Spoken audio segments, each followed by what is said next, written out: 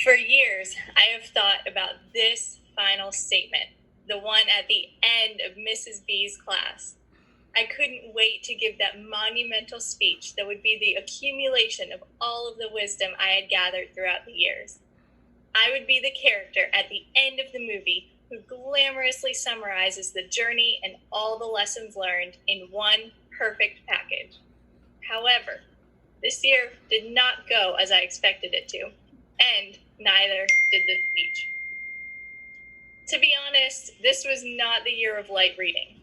Canterbury Tales, Frankenstein, 1984, and Lord of the Flies were pretty hard to get to, which is not something that I've experienced in this class before. Even the more enjoyable ones were pretty difficult to unpack because of their literary richness. But unsurprisingly, Mrs. B's choice of books perfectly reflected my school year as a whole. For many of us, this year was hard.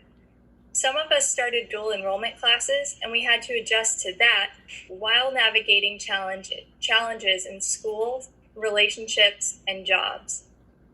In the past, lit class has been a refuge from all of my outside problems. But this year, I faced a lot of tough issues head on. We had to ponder what we thought about certain issues like bioethics, the influence of social media, culture's distorted view of sex and marriage, technology's invasion of privacy, demonic spiritual forces, and so much more.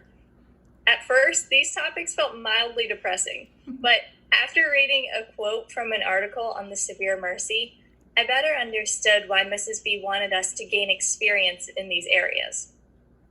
It says, experience generates questions that cut through our assumptions about how a thing is supposed to work and make us survey the land where the thing is actually happening. That's where our presumptions, are tempered by truth, and our untested certainties yield to the mysterious reality that God's ways are not our ways, and his thoughts are higher than our thoughts. This quote rings so true to me because I was able to cut through countless empty assumptions about my faith this year. The hard and disturbing things we encountered in and out of class allowed me to question my beliefs and refine them from my experiences. One such belief is that God will make beauty from the ashes. It's so easy to say, but this year I've glimpsed at my own depravity in a way that has shown me what these ashes really are. My own selfishness and sin has fractured relationships with others and with him, and I hadn't known the depth of the darkness in my own heart until I saw these consequences. But somehow, especially this year, I kept finding God in these depths that I hadn't previously known existed. Before this year, I knew that God's grace ran deep, but when I saw just how deep my own sin was, knowing that his grace was even deeper meant so much more. It's like if I tell you that $15 trillion is a lot of money. You know this to be true, but chances are you can't truly understand how much money this really is. But when I tell you that if someone had to pay off $15 trillion, they would have to pay $10 million a day, every day, for 4,100 years. This is still hard to fathom, but it gives you a much better representation of how much money this really is. This is exactly how it was for me. I was given a tangible example of the amount of grace it would take to cover me. And then I could better understand just how big more than enough grace actually is. As I look back at my own struggle to reconcile darkness in the world and in my own heart, a quote from the Screwtape Letters comes to mind. It is through such trough periods, much more than the peak periods, that the creature is growing into the sort of creature he wants it to be. I've grown closer to God this year as I have wrestled with him, and this more intimate relationship has opened my eyes to see the kind of beauty we read about towards the end of the semester.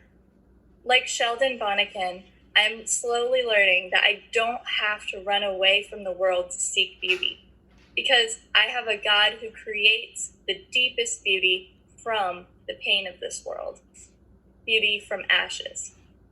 I could go on and on about this topic because I've gleaned so much from our readings, but a quote from a book that I read outside of class, Daring to Hope, sums up my experience pretty well.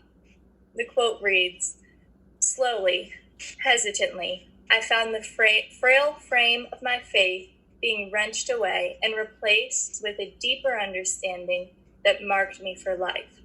I would see God in the wrestling." I cannot thank Mrs. B enough for how she has poured into my soul for so many years.